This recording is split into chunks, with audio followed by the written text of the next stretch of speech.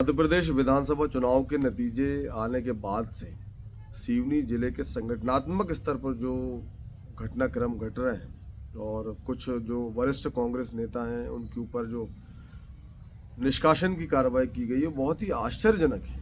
और मुझे ऐसा लगता है कि कुछ लोगों द्वारा एक माइंडसेट करने की कोशिश की जा रही है, एक संदेश देने की कोशिश की जा रही है कि आपने पार्टी के लिए कितना ही संघर्ष किया हो और आपके पास कितना ही अनुभव हो, चाहे सामाजिक समीकरण क्यों ना हो, यदि आपने प्रत्याशी बनाए जाने के लिए दावेदारी की है, टिकट के लिए दावेदारी की है, तो ये आपराधिक कृत्य किया है और इसके लिए आपको सज़ा ज़रूर दी जाएगी। इस तरीके का मुझे एक आभास होता है, क्योंकि जिन लोगों के ऊपर कार्रवाई की गई है और उनका राजनीतिक जो एक अनुभव और उनके संघर्ष सबने देखे हैं।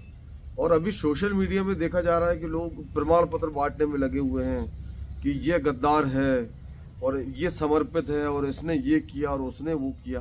तो कोई भी चलता फिरता आदमी एक जो प्रमाण पत्र बांट रहा है उससे बड़ा आश्चर्य हो रहा है। और मैं कहना चाहता हूँ कि जो जिले की जो एक हमारी अनुशासन समिति है उसको इसमें संज्ञान लेना चाहिए। और सिवनी जिले में रहने वाला, चाहे वो राष्ट्रीय स्तर का नेता हो, प्रदेश स्तर का नेता हो या स्थानीय स्तर का व्यक्ति है, उसके ऊपर यदि कोई आरोप लगाया जाता है तो सबसे पहले ये देखा जाए कि वो जो आरोप लगाने वाला व्यक्ति है क्या उसके पास प्रमाण है या उसका स्तर क्या है।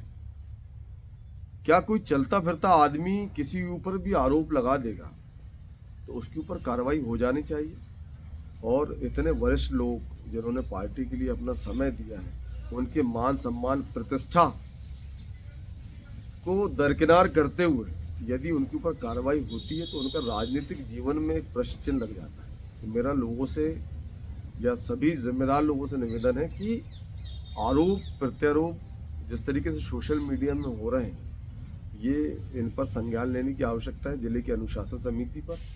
और यदि किसी ने गलत किया तो निश्चित उसके ऊपर कार्रवाई होना चाहिए। पार्टी विरोधी कार्य किया तो निश्चित उसके ऊपर कार्रवाई होना चाहिए।